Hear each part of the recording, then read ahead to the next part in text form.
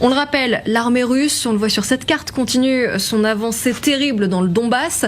Elle affirme n'être plus qu'à 10 km de la ville de Pokrovsk, ce nœud stratégique dont les Russes veulent absolument s'emparer.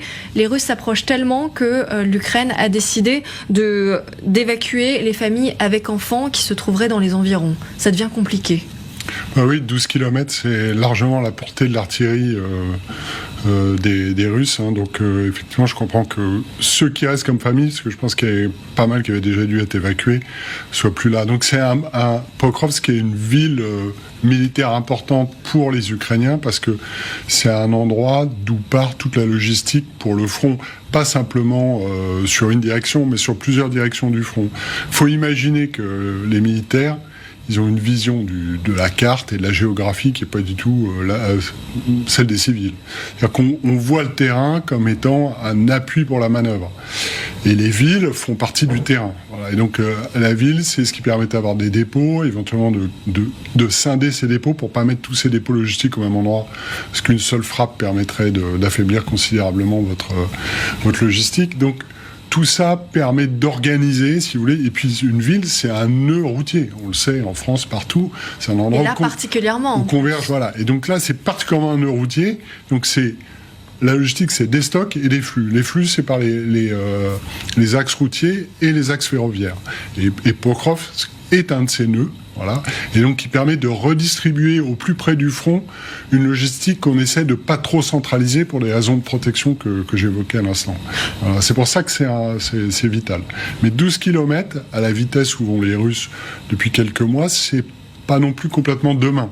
Mais effectivement, je pense que déjà, les frappes d'artillerie doivent tomber régulièrement sur Pokrovsk et tous les points d'importance vitale pour les Ukrainiens. Qu'est-ce que ça signifiera pour la suite de la guerre? On comprend que c'est donc une très mauvaise nouvelle pour les Ukrainiens si cette ville de Pokrovsk tombe entre les mains des Russes. Alors c'est une mauvaise nouvelle, c'est certain, parce que bon, d'abord ils reculent et on le sait que par grignotage successif, les Russes réussissent à les faire reculer dans cette région depuis plusieurs mois maintenant. D'ailleurs, intéressant après de comparer avec ce que font les Ukrainiens côté russe, mais tout à l'heure.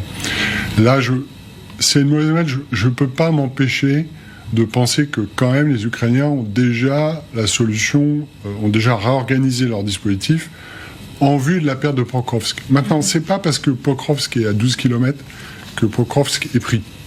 Voilà.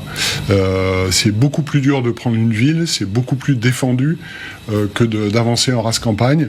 On se souvient des fameuses batailles de Bakhmout qui avaient duré pendant des mois. Etc., ça a duré des mois. Si les Ukrainiens mettent le paquet, je ne connais pas exactement l'état des forces qui sont sur place, ça peut prendre très longtemps. Donc ce grignotage successif, il peut aussi se ralentir.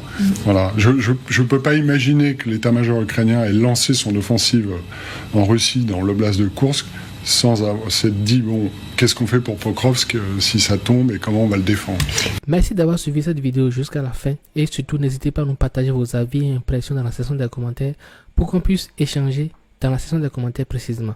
Si vous n'êtes pas encore abonné à la chaîne, n'hésitez pas non plus à vous abonner à la chaîne et à activer toutes les cloches de notification pour ne rien manquer des prochaines vidéos qui vont venir et qui pourraient vous intéresser.